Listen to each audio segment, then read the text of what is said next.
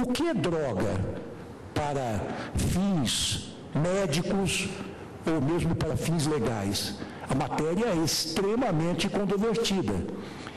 Café é droga? Cigarro é droga?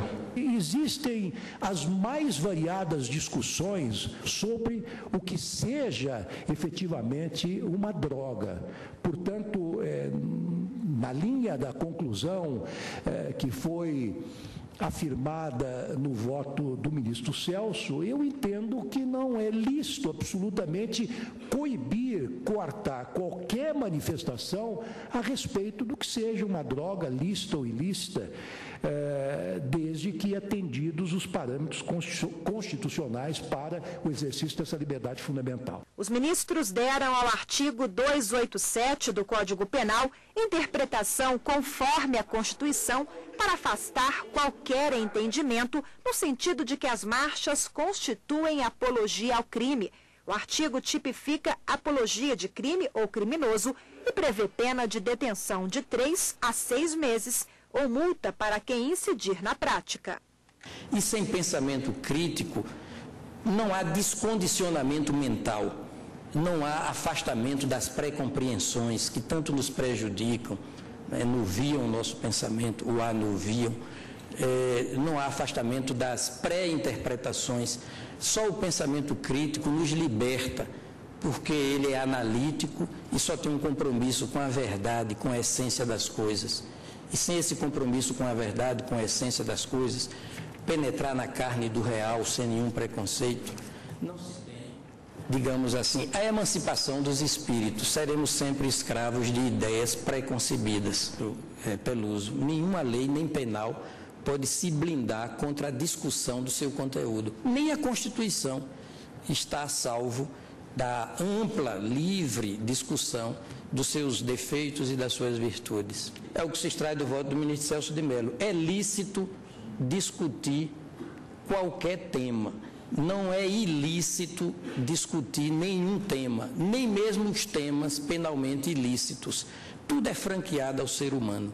Tudo é franqueado ao ser humano no uso da sua liberdade de pensamento, e pensamento é algo elaborado pela mente. Eu termino dizendo que também deixo de lado o problema da frequência ou da participação em reunião de crianças e adolescentes, porque eu me remeto para o artigo 227 da Constituição, que é cuidadoso, e me parece que, no particular, fica a cargo de cada família, né? Depois de ouvir o voto brilhante do ministro Celso de Mello, por todos os motivos, já não haveria mais nada a acrescentar. No entanto, os colegas ainda nos surpreenderam com achegas, as mais oportunas, que enriquecem o debate.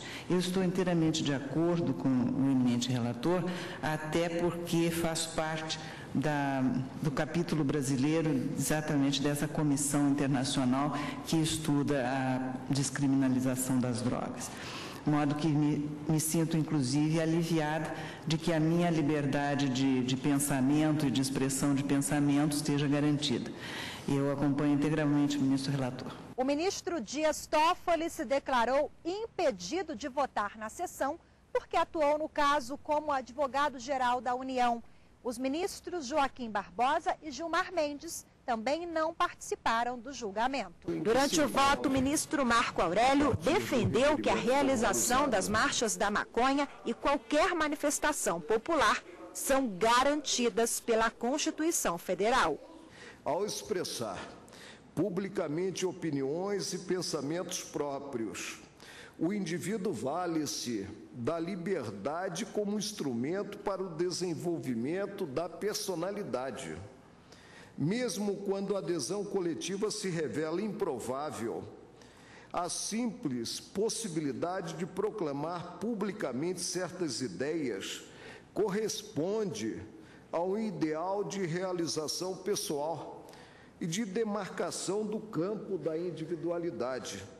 Caso contrário, o direito à autodeterminação estaria violado com a ingerência estatal, solapando-se um dos atributos da dignidade da pessoa humana. É como voto pedindo desculpas por ter lido, o que resolvi que deveria veicular e alvo, objeto de uma reflexão, pensando no Brasil de amanhã, que aguardo que pelo menos seja melhor para os nossos descendentes.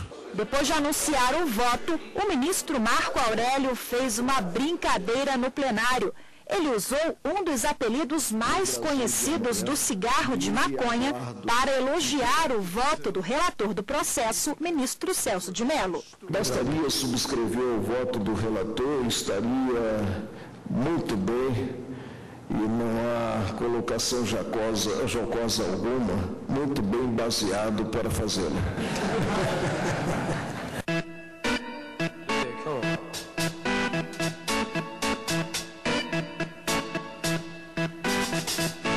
Último a votar, o presidente do Supremo, ministro César Peluso, também acompanhou integralmente o voto do relator, ministro Celso de Mello. A manifestação pública, portanto, de apoio à discriminação ou descriminalização do uso da droga não é em si mesma uma instigação à prática de nenhum crime, apenas expressa a opinião pessoal da necessidade de mudança legislativa, tal como se fez e se faz ainda hoje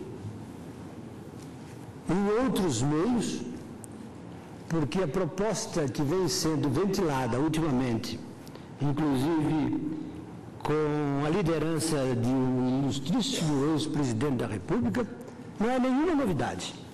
Há 30 anos atrás, já li de psicólogos, de cientistas sociais e de outros acadêmicos a proposta de descriminalização do uso de todas as drogas como o melhor modo de um Estado responder a esta praga universal. O governo não pode proibir expressões verbais ou não verbais apenas porque a sociedade as repute desagradáveis, ofensivas e, acrescento eu, contrárias ou incompatíveis com o pensamento dominante. O segundo ponto de vista é que é preciso manter esse debate permanentemente aberto, e eu digo que o silêncio autoritário não é o modo, nem o meio mais curial de resposta ou de combate a ideias ou propostas discutíveis, senão o debate aberto de onde nasce a consciência e o convencimento. O que a gente estava discutindo ali era se a Constituição era válida ou não, né? Porque dentro da Constituição a gente tem os direitos fundamentais do direito à liberdade de expressão e do direito de reunião, né? Então são direitos fundamentais e inalienáveis, né? Então o que o Supremo, sim, de forma acertada decidiu foi que esses direitos estavam acima de uma interpretação errada de que a marcha era uma apologia às drogas, né? Quando na verdade foi aquilo que eu te falei, ela não é uma apologia às drogas, ela na verdade é um pedido de mudança na legislação. A garantia de um direito fundamental, né? Agora as pessoas podem sair para a rua e defender uma ideia assim que elas sejam reprimidas pela defesa dessa ideia, né? Não pelo uso da substância, mas pela defesa da ideia. As pessoas fazem manifestações sobre tudo, então assim, se a Constituição permite, né, o que a gente pode fazer? Eu acho mais que a liberdade de expressão, muita gente gosta, curte, então é normal, assim, eu acho normal. Depois que o Supremo liberou a realização das marchas da maconha, milhares de pessoas foram às ruas em várias partes do país celebrar a liberdade de expressão na Marcha Nacional da Liberdade.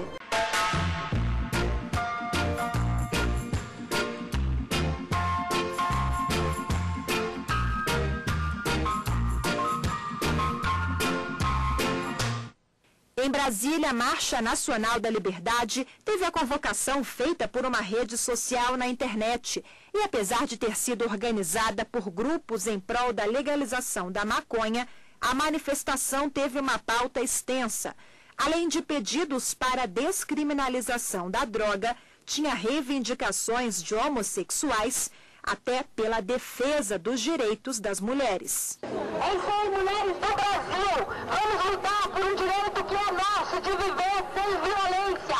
É um direito meu, é um direito seu, é um direito nosso. Em São Paulo, a Avenida Paulista, uma das principais da cidade, também foi palco de celebração e de pedidos. Na Marcha Nacional da Liberdade, os ciclistas aproveitaram para pedir mais segurança. É uma marcha que tem uma convergência de vários grupos, de várias demandas diferentes.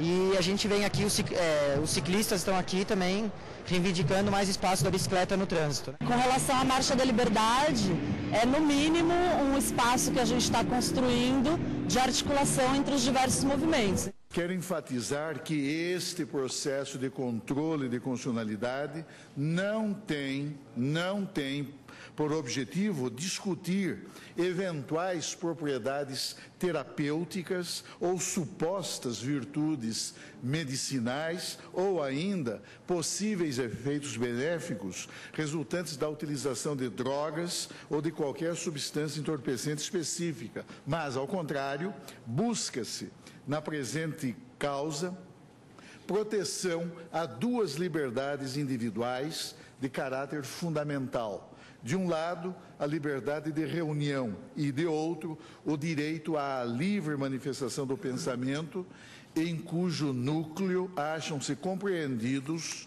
os direitos de petição, de crítica, de protesto, de manifestação de inconformismo, de discordância e de livre circulação de ideias.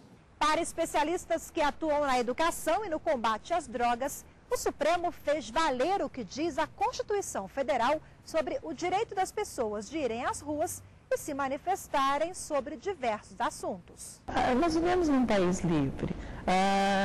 A liberdade de expressão ela é importante até porque nós somos diferentes, temos histórias diferentes e vivemos em um coletivo. E essas diferenças contribuem para a sociedade. Não é porque as marchas foram liberadas que esses movimentos sociais não são legítimos. Porque eles já aconteciam antes das marchas serem liberadas. O que nós temos que fazer é trabalharmos esse processo de uma forma educativa. Essas marchas trazem à tona o que é as diferenças sociais, que têm que ser trabalhadas na escola e nas famílias. Eu, membro da Polícia Federal, eu não tenho que discutir uma interpretação jurisprudencial, ainda mais da nossa Suprema Corte. A gente tem que acatar.